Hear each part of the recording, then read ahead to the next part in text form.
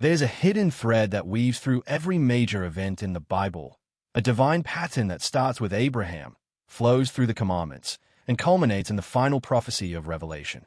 This is the mystery of the covenant. And what if I told you? It's the key to understanding the end times. It all begins with Abraham, the father of many nations. Genesis 17 verse 6 reveals a promise, a covenant that extends to both Ishmael and Israel.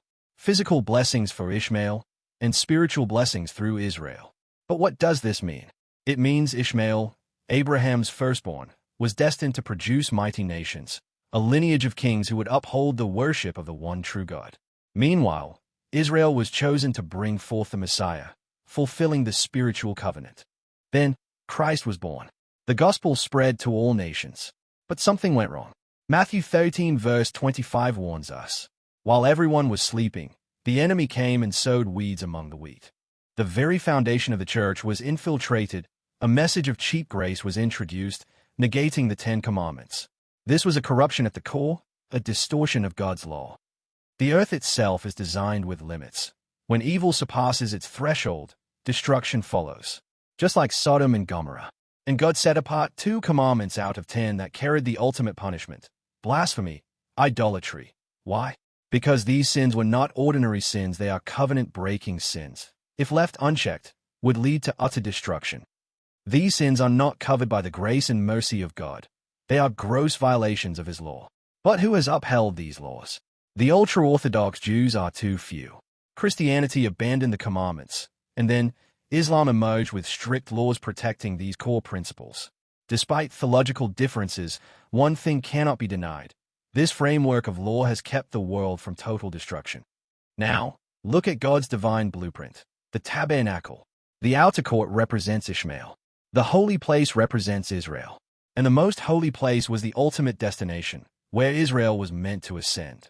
The Ark of the Covenant carried 3 key items: the stone tablets of the 10 Commandments representing Ishmael, the rod of Aaron, a symbol for Israel, and the jar of manna, that is the spirit of Elijah, the final restorer. Fast forward to the Transfiguration. 3 figures appear in their glorified state: Moses, Jesus, and Elijah, representing the 10 Commandments, priesthood, and the jar of manna. This pattern is repeated over and over. Now, let's decode the woman in Revelation 12. She is the covenant woman, covered with the sun, Ishmael's kingship, standing on the moon, Israel, and crowned with 12 stars, the disciples of Christ. And the boy child she births. This is not one person. This is a group of people from all nations, those who fully accept the covenant. They receive the scepter anointing to rule with the Messiah. This child is also called the bride, both metaphors pointing to the same truth.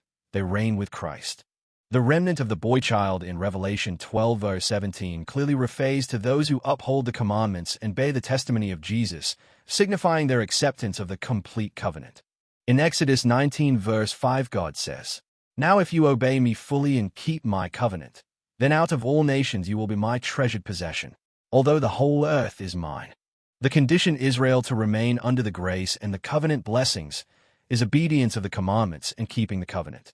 Everything began with the covenant, and it will end with the covenant. The question is, are you part of this restoration? Isaiah 29 verse 2 gives us a picture of the day of visitation. "Thou shalt be visited of the Lord of hosts with thunder, and with earthquake, and great noise, with storm and tempest, and the flame of devouring fire."